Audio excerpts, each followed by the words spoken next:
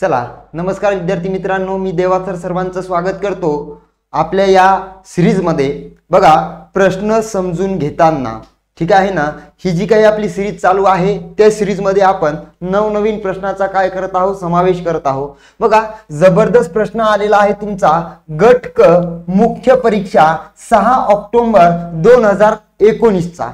ठीक आहे, जबरदस्त असा प्रश्न आहे। प्रश्न विचारलेला आहे आपल्याला शुद्ध लेखनावरती। कशावरती विचारलेला आहे? शुद्ध लेखनावरती विचारलेला आहे। प्रश्न असा आहे, व्याकरणिक दृष्ट्या शुद्ध वाक्य ओळखा। म्हणजे आपल्याला 4 पर्याय दिलेले आहेत।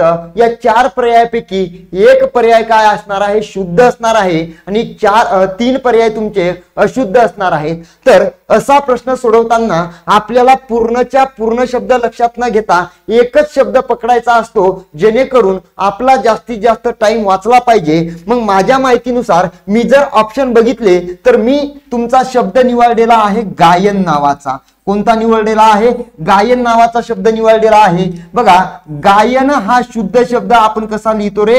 असा लिहितो। आणि या शब्दाला तुमचा कोणता प्रत्यय लावलेला आहे? ने। हा तृतीय विभक्तीचा प्रत्यय आहे। हा तुमचा कोणत्याही विभक्तीचा प्रत्यय नाही। याच्यावरून आपण लवकरात लवकर उत्तर काढू शकतो। या ठिकाणी तुमचा नळाचा न, इथं तुमचा बाणाचा न आलेला आहे, म्हणून ऑप्शन 2 गेलेला आहे। त्याच्यानंतर ऑप्शन 4 गेलेला आहे।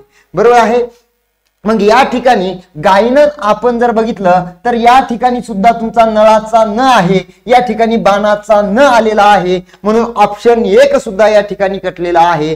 मग हा शब्द आणि हाच एक पर्याय उरलेला आहे, म्हणून आपल्या प्रश्नाचं योग्य उत्तर काय असणार आहे?